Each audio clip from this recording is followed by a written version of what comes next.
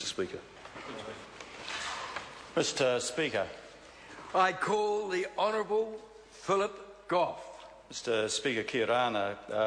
Can I acknowledge Mark Mitchell, who's taken over this bill from Todd McClay, but respectfully differ with him on the critical comment that he made. And that comment was that there is no legislation covering the wearing of gang patches. Mark was in the committee when I asked the officials whether right now ministers or CEOs had the power to ban the wearing of gang patches on government premises or schools. And the answer to that, Mr. Speaker, was yes. So my next question to Mark Mitchell and the National Party is, if wearing a gang patch is threatening and offensive in government premises, how many ministers in the last 5 years have issued the instruction that no gang patches be worn on government premises? And you know the answer to that, Mr. Speaker? The answer is zero. Not one minister, not Minister Coleman or any other minister, Minister Bridges, has ever issued that instruction. And that shows, regrettably, Mr. Speaker, that this legislation is empty legislation. It adds no new power. They have spent hundreds of thousands of dollars of House and Select Committee time pushing through a piece of legislation that makes absolutely no difference to the current law. Mr. Speaker, criminal gangs are organisations that set out to condone, facilitate or encourage crime, and I have zero tolerance for them. I have zero tolerance for them. But there are two responses. One is a response of passing legislation that has a real impact on the presence and the activities of gangs. And as Minister of Justice in 2005, Mr. Speaker, I'm really proud of the fact that I introduced into this chamber a Proceeds of Crime Act. And that Proceeds of Crime Act did this, Mr. Speaker. It said that where there was reasonable grounds to suspect that the cash or assets held by a gang were the proceeds of crime, they could be seized by the police. They could be seized by the police on a court order.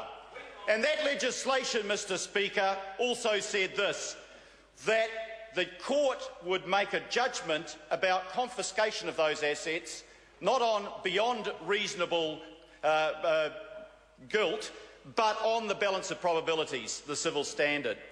And the effect of that legislation, Mr. Speaker, in the first 2 months after introduction was to take $7.2 million out of the pockets of the gangs and put them under state control. That's real legislation. It made a difference. It hurt gangs where gangs needed to be hurt. Fundamentally, they're about making money through criminal activity. And the best way of dealing with gangs in that sense is to make sure that the money they make by criminal activity can and is confiscated from them. And that piece of legislation had a real impact. Every minute that the House spent in passing that legislation was money well spent. Another thing the member might have considered doing, or his predecessor in this bill, is dealing with the problem of the association of gang members where those gang members have criminal convictions. Because you want to break up a gang, then non-association orders would be a very effective way of doing that. Not simply on the basis of being gang members, but on the basis of being gang members who had committed crime after crime after crime, and they shouldn't be able to associate. Now that would make a difference.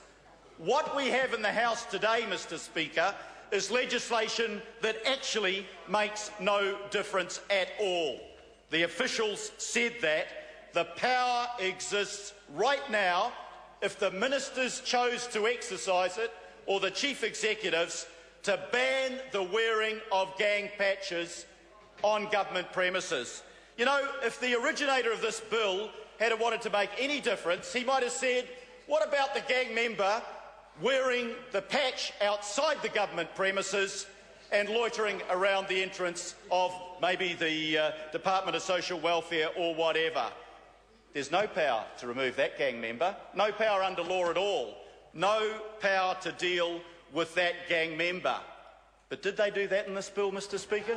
No, they did nothing. That would have at least made a difference. This bill makes no difference at all, Mr. Speaker. It's phony legislation. It brings no change. I want to raise another point, and I hope the National Party Speaker who takes the next call will answer it. What we found out at the Select Committee was that this legislation is inconsistent and it's confusing. You know, Mr. Speaker, you know what this law will do?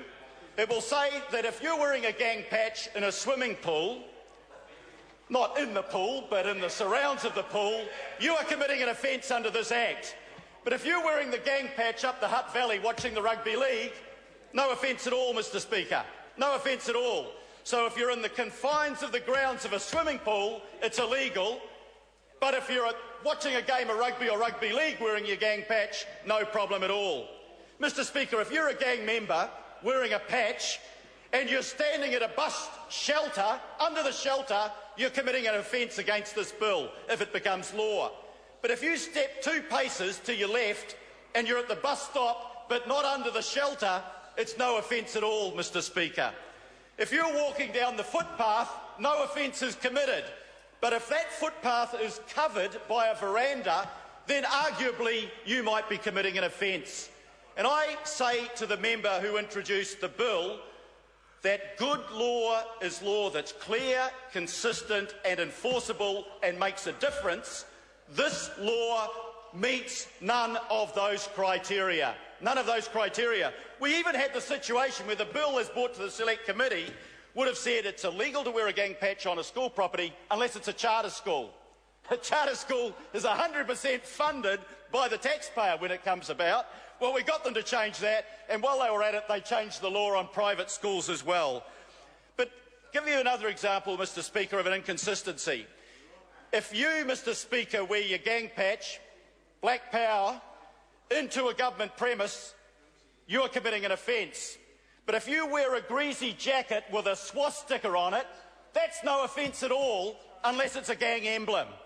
And if we're talking about wearing a symbol that is offensive and threatening, what is more offensive and threatening in this country than the wearing of a swastika and everything that that represents? So if you've got black power on your jacket, it's illegal. If you've got a Nazi symbol, it's okay, no offence. Well, of course it's not okay. And of course in any government premise right now, you can ban the black power jacket and you can ban the swastika. This legislation is phony. It creates a perception. It does nothing. And there's a real problem that something should be done about. Mr. Speaker, if you're talking about behaviour, the Summary Offences Bill covers this already. Behaviour that is, Mr. Speaker, threatening is covered by Section 3. It's an imprisonable offence. Behaviour that actually is intimidating is covered by Section 21, and that is an imprisonable offence as well.